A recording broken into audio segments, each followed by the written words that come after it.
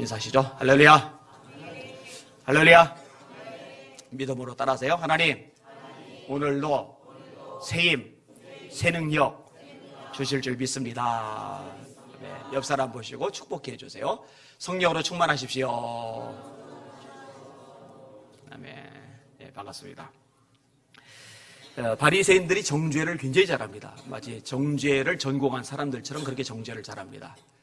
예수님의 제자들이 밀 이삭을 비벼서 그냥 후후해서 먹어요. 그날이 안식일입니다. 여러분, 얼마나 배고프면 그 꺼끌꺼끌한 이삭을 손으로 비벼 먹겠습니까? 그러니까 사람이 사랑이 있으면 이거 안 됐다 하고 차라리 떡이라도 사줄 거예요. 그런데 왜 안식일 날 일을 하냐고, 이삭 비벼서 먹는 걸 가지고 일한다고 그걸 정죄를 하고 있어요. 한 번은 또 예수님의 제자들이 떡을 먹는데 손을 안 씻고 떡을 먹었어요. 물론 손을 씻는 게 좋아요, 위생적인 면에서. 근데 바리새인들이 정죄를 하는 거는요, 위생적인 면 때문에 정죄를 한 게 아니에요. 종교적인 기준 때문에. 이렇게 성경이 기록을 합니다. 마태복음 15장인데, 당신의 제자들이 어찌하여 장로들의 전통을 범하나이까?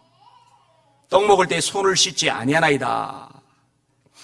예수님이 그들을 지적하십니다. 너희는 어찌하여 너희의 전통으로 하나님의 계명을 범하느냐? 하나님이 이르셨으되 네 부모를 공경하라 하시고 또 아버지나 어머니를 비방하는 자는 반드시 죽임을 당하리라 하셨거늘 너희는 이르되 누구든지 아버지에게나 어머니에게 말하기를 내가 드려 유익하게 할 것이 하나님께 드림이 되었다고 하기만 하면 그 부모를 공경할 것이 없다 하여 너희의 전통으로 하나님의 말씀을 폐하는도다. 외식하는 자들아, 이사야가 너희에 관하여 잘 예언하였도다. 일러스되 이 백성이 입술로는 나를 공경하되 마음은 내게서 멀도다. 사람의 계명으로 교훈을 삼아 가르치니 나를 헛되이 경배하는도다 하였나니라. 무슨 얘기냐면요, 성경에는 음식을 먹을 때 손을 씻고 먹으면 괜찮은 거고 안 씻고 먹으면 죄고 이런 얘기 없어요. 그럼 그런 걸 누가 만들어냈느냐? 장로들이, 이 종교 지도자들이 만들어낸 거예요. 그래 놓고는 그것을 어기면은 막 정죄하는 거예요. 왜 그거 안 지켜? 이렇게. 그런데 자기들이 만든 전통은 이렇게 철두철미하게 지키면서 정작 이들이 하나님의 말씀은 안 지켜요. 예수님이 그 말씀하시는 거예요. 너희들 하나님의 말씀이 부모를 공경하라고 하셨다. 근데 이 공경 속에는요, 부모님이 어려울 때 자녀들이 그 부모님을 공경하는 것, 다시 말해 용돈 드리고 생활하도록 해주는 것, 이게 포함이 되는 거거든요. 우리가 어릴 때 부모님들이 우리를 그렇게 물질로 먹이고 입혔잖아요. 그러면 이제 부모님들이 경제 능력이 없을 때 자녀들이 그걸 해야 되잖아요. 그거는 당연히 해야 될 일이에요. 자식들한테 쓰는 돈 10분의 1만 부모에게 쓰면은요, 효자라고 동네방네 소문날 겁니다. 그만큼 사람들이요, 불효를 해요. 불효를 합니다. 자식한테 쏟는 거 10분의 1도 부모에게 안 씁니다. 관심은 100분의 1도 안 돼요. 문제가 있는 거죠. 자, 이 종교 지도자들이 어떤 짓을 저지르냐면요, 내가 부모님에게 드려야 되는 게 있긴 있는데 하나님께 드렸다. 이게 바보 같은 소리죠. 하나님께 드리는 거는 하나님께 드리는 게 따로 있는 거고 부모님께 드릴 거는 부모님께 드리는 게 따로 있어야 되는 건데 이런 식의 논리를 펴는 겁니다. 예수님이 그걸 지적하는 거예요. 너희들이 세운 계명으로 하나님의 계명을 범한다. 이사야가 예언한 것 맞다. 입으로는 하나님을 공경하는데 마음은 하나님하고 거리가 멀다. 예수님이 정확히 속을 들여다보고 말씀을 하신 거예요. 그리고서 이렇게 이야기를 끄집어내십니다. 잘 들어보세요. 예수께서 이르시되 너희도 아직까지 깨달음이 없느냐? 입으로 들어가는 모든 것은 배로 들어가서 뒤로 내버려지는 줄을 알지 못하느냐? 앞부분에 어떤 말씀하냐면 먹는 것이 사람을 더럽게 하지 않고, 입으로 먹는 게 사람을 더럽게 하지 않고 입에서 나오는 것이 사람을 더럽게 한다. 입에서 나오는 게 뭐예요? 악한 말들 있잖아요. 죄된 말들 있잖아요. 그런 것들이 사람을 더럽게 하는 거지 입으로 들어가는 게 사람을 더럽게 하는 게 아니다. 그 말씀을 하신 거예요. 아무튼 이 바리새인들은 문제가 너무 많아요. 서기관들도 마찬가지예요. 맨날 정죄해요. 맨날. 오늘 본문의 표현대로 하면은 돌 던지는 거, 돌로 치는 거, 이걸 너무 잘해요. 오늘 설교 제목입니다. 따라합시다. 다른 사람에게 돌을 던지지 말라. 다시요. 다른 사람에게 돌을 던지지 말라. 돌 던지지 맙시다. 절대로 돌을 던지지 맙시다. 그러면 안 돼요. 자, 오늘 본문을 살펴볼게요. 예수님이 무리를 가르치시는 장면 1절과 2절을 같이 읽겠습니다. 시작. 예수는 감람산으로 가시라. 아침에 다시 성전으로 들어오시니 백성이 다 나오는지라 앉으사 그들을 가르치시더니. 성전이라고 되는데 이 성전은요 헤롯 성전이라고 하는 겁니다. 헤롯은 이둠의 사람 에돔족입니다. 근데 유대 지역의 분봉왕이 되었고 유대인들이 헤롯을 인정을 안 해요. 존경을 안 해요. 따르지를 않아요. 그래서 이 백성들의 마음을 구슬려서 자기를 따르게 하려고 환심성 정책을 썼는데 그게 성전을 잘 지어주는 거예요. 정말 잘 지어줬어요. 근데 재미나는 거는요, 엄청난 돈을 들여서 성전을 잘 지어줬는데 그래서 백성들이 이 성전을 너무너무 좋아하고 잘 활용을 하는데 정작 이 성전을 지어준 헤롯은 여전히 사랑의 대상이 아니에요.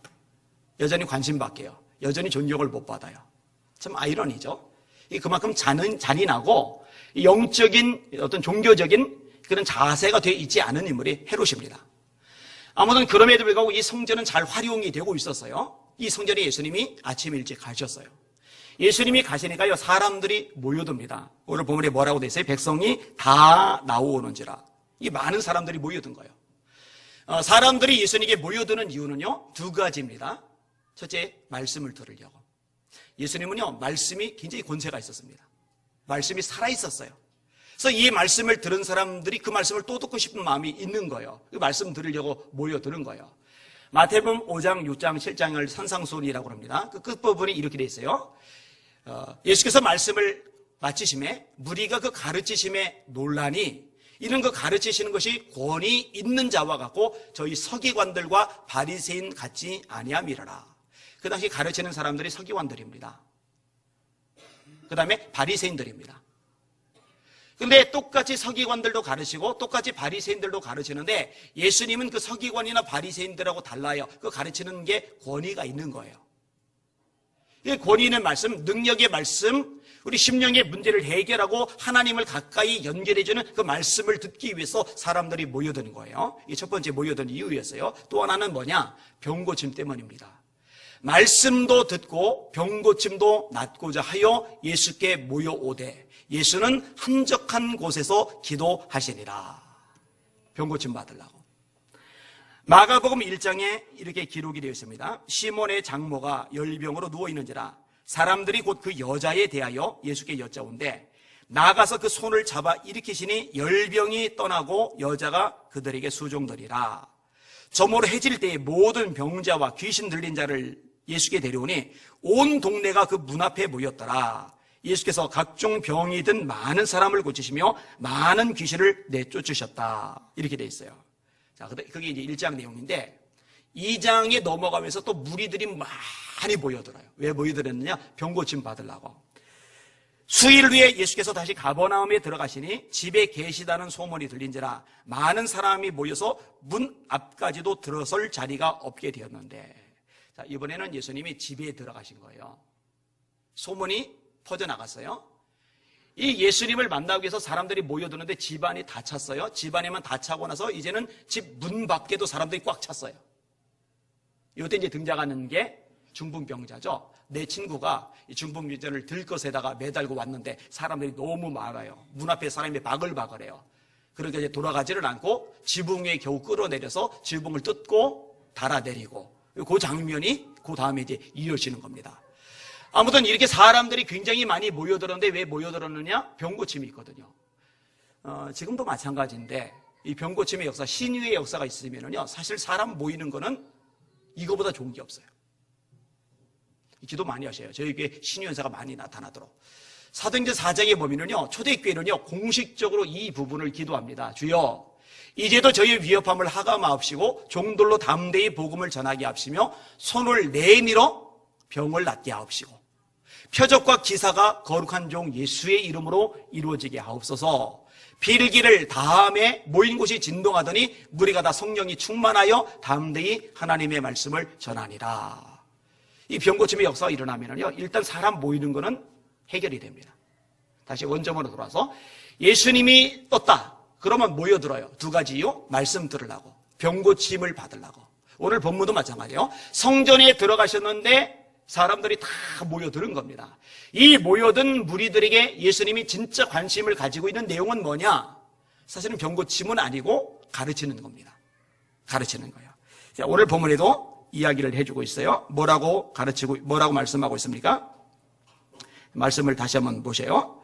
2절 보시면은 아침에 다시 성전으로 들어오시니 백성이 다 나오는지라 앉으사 그들을 가르치시더니 말씀 전하는 것. 여러분, 예수님의 최고의 관심사는 말씀을 가르치는 것이고, 거꾸로 예수님이 저와 여러분들이 어떤 것에 관심 갖기를 원하시느냐? 간단합니다. 말씀을 듣고 배우는 것에 관심 갖기를 원하세요. 여러분, 그런 사람들 되시길 주님의 이름으로 축원합니다.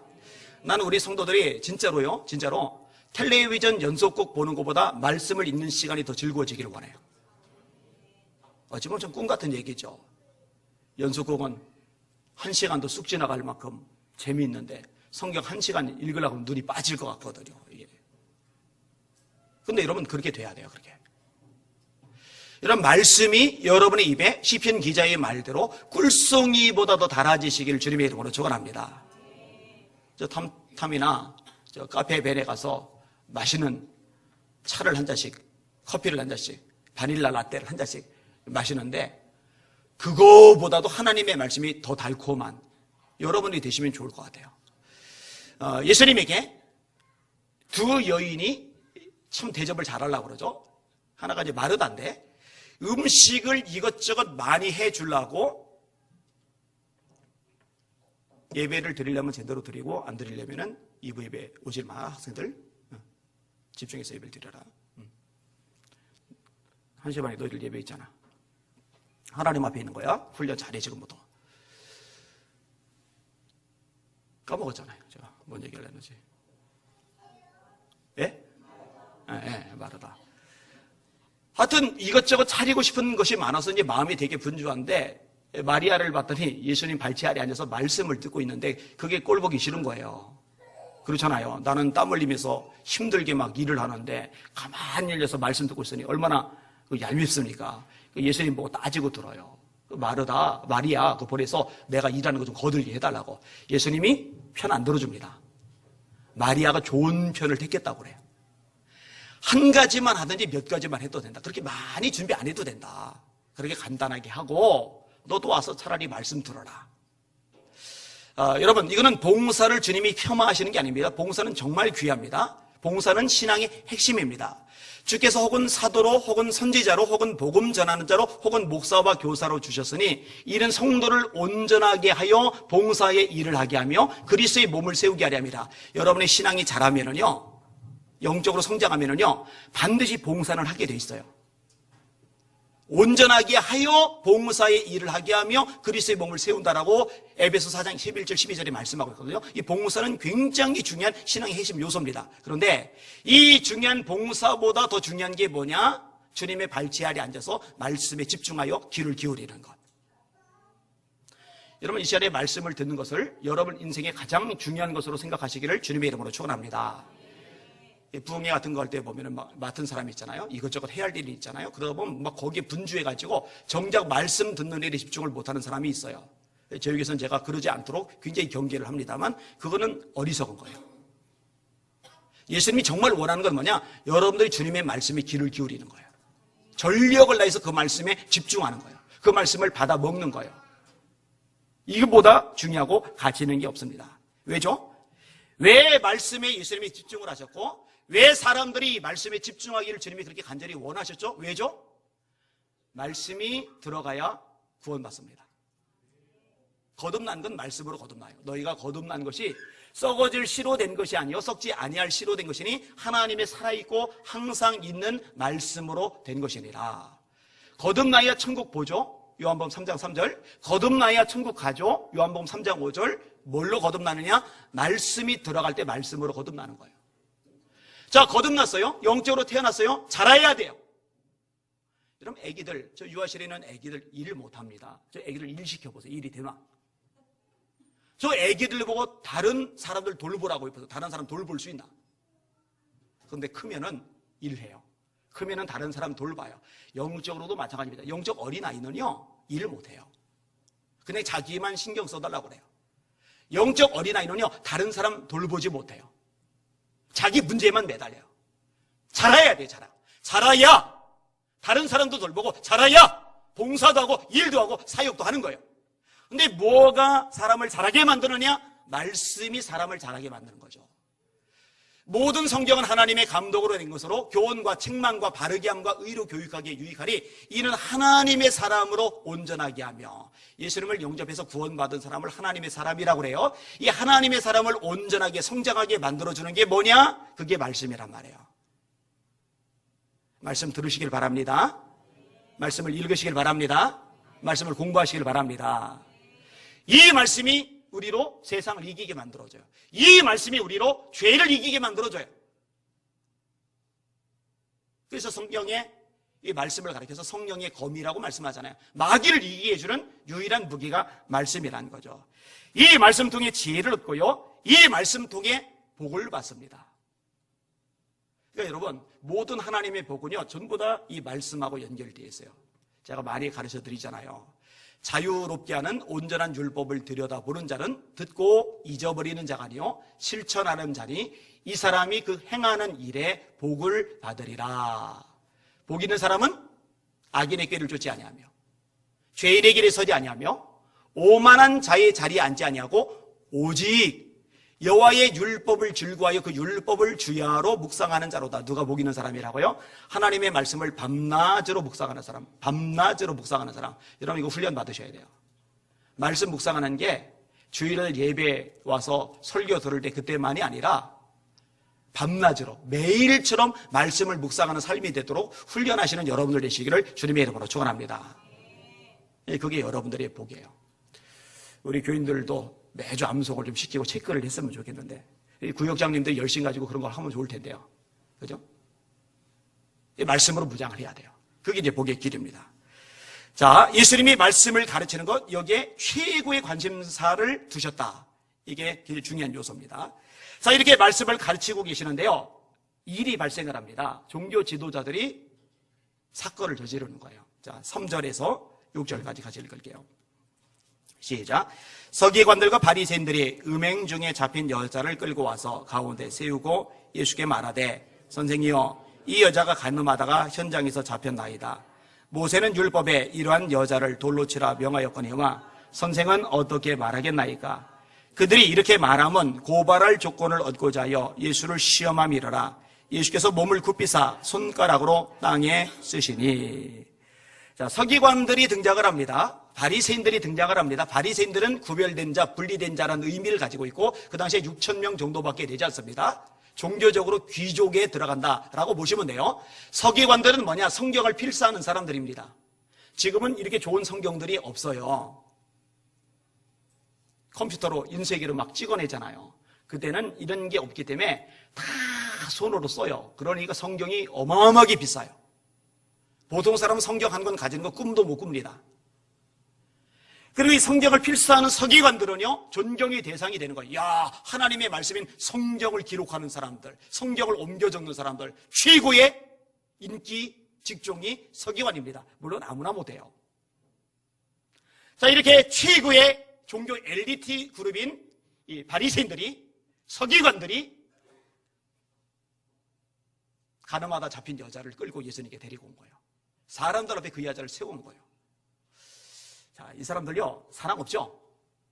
그 여자가 얼마나 창피하겠어요? 아마 미칠 지경일 거예요.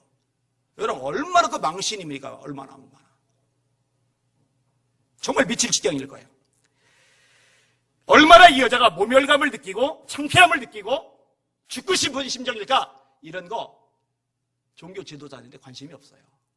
이들의 관심사는 원칙이에요, 원칙. 잘 들어요. 원칙이 나쁜 건 아니에요. 근데 원칙주의자가 되면은요, 사람이 망가집니다. 긍휼이 없어져요. 사랑이 없어져요. 판단하고 정죄만 해요. 이게 이제 문제가 되는 거예요. 자, 이 여자를 가운데 밀어 넣었으니 그것만 해도 죽을 지경인데요, 사람들 옆에 모여있잖아요. 지금 사람들이 많이 모여있다고 그랬잖아요. 그런데 예수님에게 이들이 말하는 거예요. 선생이요, 이 여자가 가늠하다가 현장에서 잡혔나이다. 와, 그 여자 꼴이 어떻게 되는 거예요? 물론 잘한 건 아니에요. 그런데 그 꼴이 어떻게 되는 거예요? 사람들이 오호 웅성웅성 막 그럴 거예요.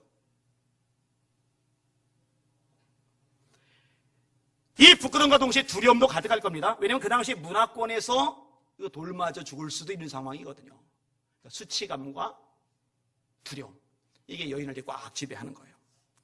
자, 요래 놓고는 질문을 던집니다. 모세는 율법에 이런 여자를 돌로 치라 명하였거니와 선생은 어떻게 말하겠나이까? 이런 질문을 하고 있는데요. 질문이요, 배우기 위해서 하는 질문은 굉장히 좋은 질문입니다. 우리 교인들 중에도 가끔 저한테 문자가 와요. 성경 가지고 질문하고 싶을 때 문자를 보내요. 그럼 제가 답장을 해줘요. 아니면 가끔 어떤 구절, 비스무리한 구절 그거 어디 있냐고 물어봐요. 그럼 제가 또 찾아서 알려줘요. 암기하고 있으면 그대로 곧바로 알려주고요. 효빈이가 책을 읽다가 좋아서 읽기도 하고 제가 강제로 읽혀서 읽기도 하고 하는데, 최근에 제가 6권 책을 사가지고 왔거든요. 근데 책을 읽다가 거기에 나오는 단어들을 애가 다 알지는 못하거든요. 모르는 단어들이 자꾸 나와요, 이게.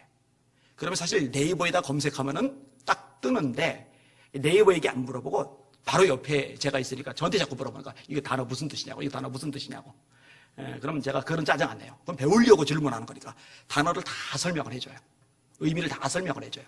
좋죠, 배우기 위해서 질문을 하는 거. 자, 또 질문할 때요, 상대방의 실력을 확인하기 위해서 질문하는 경우도 있어요. 거꾸로 제가 우리 애들에게 질문을 종종 던져요. 그걸 왜 던지느냐? 애들이 이걸 얼마나 아는지, 그리고 모르면 알려주려고 질문을 던지는 거예요. 제가 설교하다가 여러분에게 종종 이게 질문을 던질 때도 있잖아요. 그렇죠? 그런 질문은 괜찮아요. 근데 아주 고약한 질문이 있는데요, 배우기 위한 질문이 아니라, 실력을 테스트하기 위한 질문이 아니라 상대방을 함정에 몰아넣기 위해서 하는 질문이 있어요.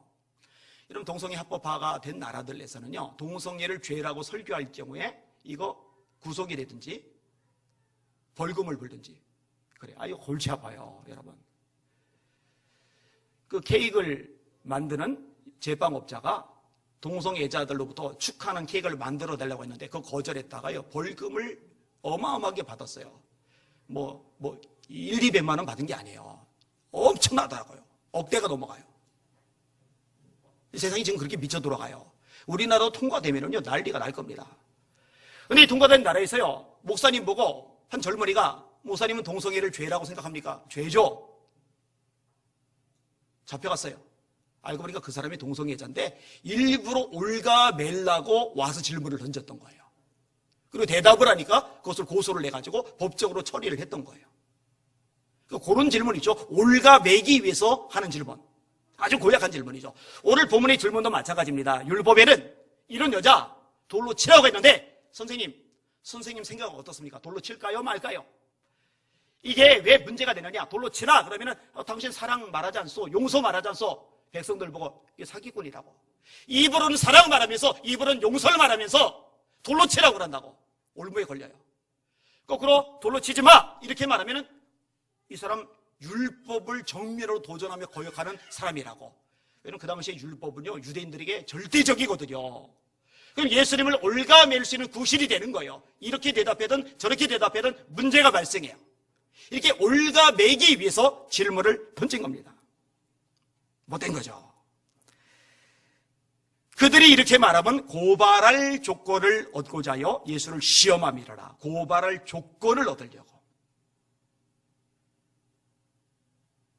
이때 대답을 잘해야 돼요. 정말 잘해야 돼요. 그 전정희 의원이 저를 이제 고소를 했잖아요. 법적으로 지금도 계속 진행이 되고 있어요. 왜 고소했느냐? 동성애를 합법화 시키려고 하는 국회의원들은 이번 총선에서 다 떨어뜨려야 된다라고 제가 칼럼을 썼거든요. 이 칼럼이 일파만파 퍼졌거든요. 그러니까 고소를 했단 말이에요. 그래서 익산 쪽 의원이기 때문에 익산 쪽 형사들이 연락을 해왔어요. 근데 제가 바쁘다고 그러니까 감사하게도 서울까지 와줬어요. 그리고 여기 지구대, 문성 지구대에서 졸지 취조를 제가 받았어요. 그런데 질문을 다 던지는데요, 들은 얘기가 있어요. 형사들이 이렇게 질문을 던질 때 올가매기 위해서, 걸려들기 하기 위해서 함정을 파고 질문을 던지는 게 많대요. 그래서 함부로 답하면 안 된대요. 그래서 어떻게 해요? 제가 조언을 청해야죠. 그 로고스라고 10대 로펌 중에 하나인 그 대표에게 제가 연락을 했어요. 이런 상황이다 그랬더니 그분이 이렇게 답변을 하라고 조언을 해줘서 그렇게 답변을 했어요. 그러니까 이 답변을 할 때 잘해야 돼요. 함정인 질문일 때는 답변을 잘못하면 거기에 빠져요. 지혜롭게 잘해야 돼요. 자, 예수님은 어떻게 답변하셨나? 예수님은 뭐 지혜에 완벽하신 분이니까 이런 것 따위에 걸려들 뿐이 아니죠. 자, 즉시 대답을 하신 게 아니라 엉뚱한 행동을 먼저 하세요. 예수께서 몸을 굽히사 손가락으로 땅에 쓰시니. 그러니까 사람들이 웅성웅성 뭐 어떤 대답할까 막 이러고 있다가 예수님이 갑자기 대답을 할 줄 알았더니 대답을 하신 게 아니라 고개를 숙이고 땅바닥에 뭐가 이렇게 막 쓰고 있으니까 얼마나 궁금하겠어요. 저 뭐지? 조용해져요. 그때 예수님이 어떻게 대답하시느냐? 7절에서 9절까지 같이 읽을게요. 시작. 그들이 묻기를 마지 아니하는지라. 이에 일어나 이르시되 너희 중에 죄 없는 자가 먼저 돌로 치라 하시고 다시 몸을 굽혀 손가락으로 땅에 쓰시니 그들이 이 말씀을 듣고 양심의 가책을 느껴 어른으로 시작하여 젊은이까지 하나씩 나가고 오직 예수와 그 가운데 섰는 여자만 남았더라. 돌로 쳐라! 내 죄는 지지 말아라! 이게 모범답안인데 예수님의 입에서 엉뚱한 말이 나왔어요. 너희 중에 죄 없는 자가 돌로 쳐라!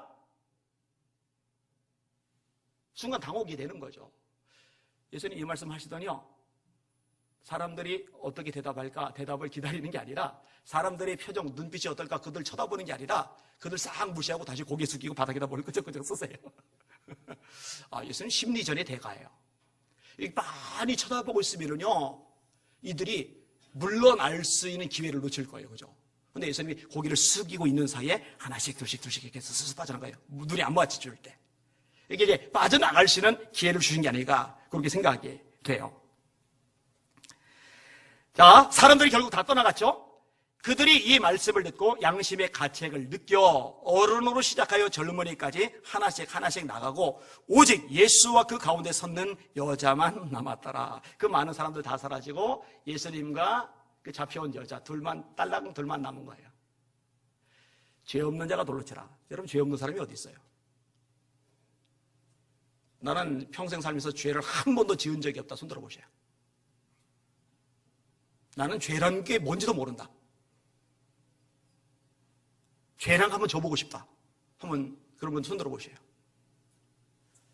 그러면은 나는 죄인 맞다. 죄 종종 짓는다. 아니 자주 짓는다. 하시는 분 손 들어. 안 들어도 돼요. 똑같아요. 저도 똑같아요. 로마서 10장입니다. 기록된 바 의인은 없나니 하나도 없으며 다 치우쳐 한 가지로 무익하게 되고 선을 행하는 자는 없나니 하나도 없도다. 로마서 3장 23절 모든 사람이 죄를 범하였음에 하나님의 영광에 이르지 못하더니 로마서 5장 12절 한 사람으로 말미암아 죄가 세상에 들어오고 죄로 말미암아 사망이 왔나니 이와 같이 모든 사람이 죄를 지었으므로 누가? 모든 사람이 죄를 지었으므로 사망이 모든 사람에게 이르렀느니라. 누가 죄 지었다고요? 모든 사람이. 여러분, 죄 안 짓는 사람이 어디 있어요? 죄 없는 사람이 어디 있어요? 죄 안 짓는다고 하면 죄 하나 또 졌어요. 거짓말. 사기친 거예요. 여러분, 사람은요 본질적으로 이기적입니다. 본성적으로 자기중심적입니다. 사람이요 음란합니다. 나는 음란하지 않다. 거짓말하지 말아요. 음란하다니까요. 탐욕 있습니다. 탐심이 우상숭배라고 성경이 말씀하고 있죠. 여러분, 탐욕 없는 사람 어디 있겠어요? 한 번도 남 미워하거나 증오하거나 욕하거나 깎아내리거나 수군된 적 없다. 누가 그래요? 누가? 미워하잖아요. 수군대잖아요. 비방하잖아요. 욕하잖아요. 증오하잖아요. 그 죄란 말이다. 죄 안 지는 사람이 어디 있어요? 여러분, 지금 예수님 주변에 지금 모여있던 사람들, 예수님 올가매려던 사람들, 그 다음에 그 외 군중들, 이들이요 이 여인 보고 죄인이라고 생각했는지 모르지만 그들 중에도 똑같이 간음죄 지은 사람들 있을 것이고, 예수님이 이런 말씀하셨어요. 마태복음 5장 27절인데 간음하지 말라 하였다는 것을 너희가 들었으나 나는 너희에게 이르노니 음욕을 품고 여자를 보는 자마다 마음에 이미 간음하였느니라. 여기 안 걸릴 남자 여자 아무도 없어요. 아무도 없어요. 자, 여기서 중요한 원리가 나와요. 사람이 사람을 정죄하지 말아야 될 이유. 따라합시다. 사람은 다른 사람을 정죄할 자격 따위는 없다. 자격 없어요.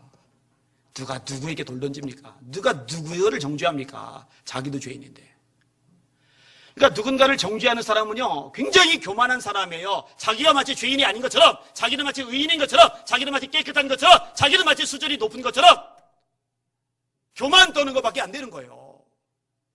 그럴 자격이 없어요. 제가 젊을 때는요, 진짜 사람들 정죄 많이 했어요. 제 눈에 다 틀린 거예요. 다 썩은 거예요. 다 글러먹은 거예요. 문제들이 왜 이렇게 많아요? 그래서 제가 젊을 때 썼던 칼럼을 보면은요, 와, 날이 얼마나 서 있는지요. 세월 지난 다음에 제가 읽으려니까 저도 찔려요, 막. 근데 세월이 점점 지나가면서요, 제가 그런 부분이 자꾸 줄어들어요. 아주 없어지진 않았어요. 줄어들어요. 자꾸 줄어들어요. 그럼 그때보다 지금이 제가 죄로 더 물들어서 그러느냐? 그거는 아니에요. 그때보다는 제가 좀 나아진 게 있어요. 여전히 허물 많지만. 그럼에도 불구하고 뭘 보느냐? 아, 나에게 남을 정죄할 자격 따위라는 건 없구나. 이게 이제 보이기 시작을 하는 거예요. 내가 참 악한 존재라는 거, 지옥에 떨어져도 마땅한, 심판을 받아 마땅한, 영원한 불구덩이 속에서 고통당해도 마땅한 죄인이구나, 죄인의 종자구나. 이게 너무나 저에게 뼈저린 거예요. 이런 죄인을, 이렇게 영원한 벌을 받아 마땅한 죄인을 십자가 열린 피로 구원해 주신 예수님의 은혜가 점점 크게 다가오는 거예요. 점점 감격하게 되는 거예요. 그래서 예수님 얘기할 때 제가 자꾸 울컥하는 거예요. 그러면서 바울이 이해가 더 가는 거예요. 왜 젊을 때는 사도 중에 작은 자라고 하던 그분이 세월이 지난 다음에 사도가 아니라 성도 중에 작은 자라고 말하며, 성도 중에 작은 자라고 말하던 그분이 세월이 지난 다음에 노년에 디모데서에 그렇게 엄청난 역사를 이뤄놓고 나서 자기를 가르쳐 죄인 중에 괴수라고 할까? 죄가 더 많아져서가 아니라요, 주님의 임재 속에 더 깊이 들어가서 그래요. 그리고 주님의 임재 속에 깊이 들어가서 그 빛 앞에서 자신을 보면 내가 부족하니, 내가 연약하니, 내가 허물이 많으니 죄인 중에 괴수라는 고백이 나올 수밖에 없는 거고, 그 고백을 할 수 있는 사람은 남들 정죄할 여유, 겨를 따위는 없는 거예요. 여러분 잘 들어요. 십자가의 은혜를 깊이 알면 알수록 여러분 입에서 수근거리는 말, 비판의 말, 정죄의 말은 점점 사라지기 시작할 겁니다. 근데 십자가 거리가 멀고 그냥 교회 생활 오래 하면서 종교적인 연륜만 쌓인 사람들, 그게 바리새인들이잖아요. 그게 서기관들이잖아요. 그러니까 이들 눈에는요, 죄다 못마땅한 인간들 투성인 거예요. 왜 저래? 왜 안식일에 미를 비벼 먹어? 왜 손도 안 씻고 먹어? 나머지 6일 있는데 왜 오늘 같은 날 와서 병 고침 받으려고 그래? 아우, 힘들어요. 피곤해요. 참 힘들어요. 문제가 되는 거죠. 어제 교단의 장로님 한 분이 찾아오셨어요. 이분이 집사님이실 때 이야기를 끄집어내요. 이분 집사님의 아내 되시는 집사님이 이제 유초등부 부장을 맡고 있는데 정말 목숨을 걸고 하는 거예요. 뭐 직장 생활 안 하고 교회 학교만 목숨 걸고 막 전도하고 막 그러니까 3명 맡았는데 한 100여 명이 됐어요. 얼마나 대단합니까?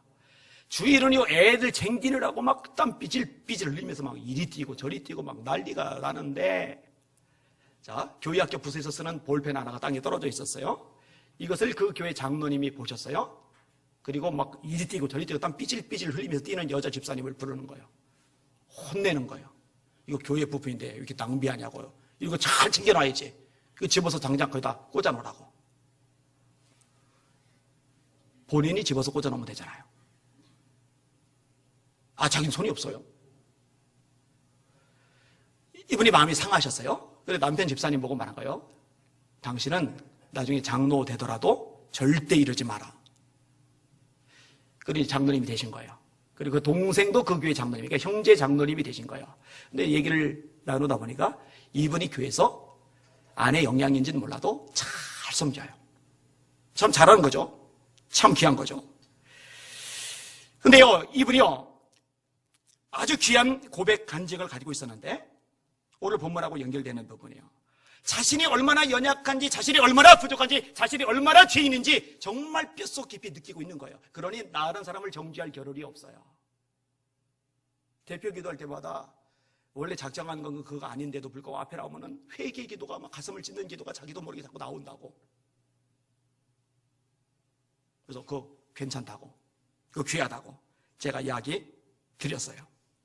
다시 말합니다. 주님의 임재 속에 들어가 있는 사람, 자기의 정체를 알기에 나는 남을 정죄할 자격이 없구나, 돌 던질 자격이 없구나, 이게 이제 명확해지는 겁니다. 여러분들에게 그 은혜가 있으시기를 주님의 이름으로 축원합니다.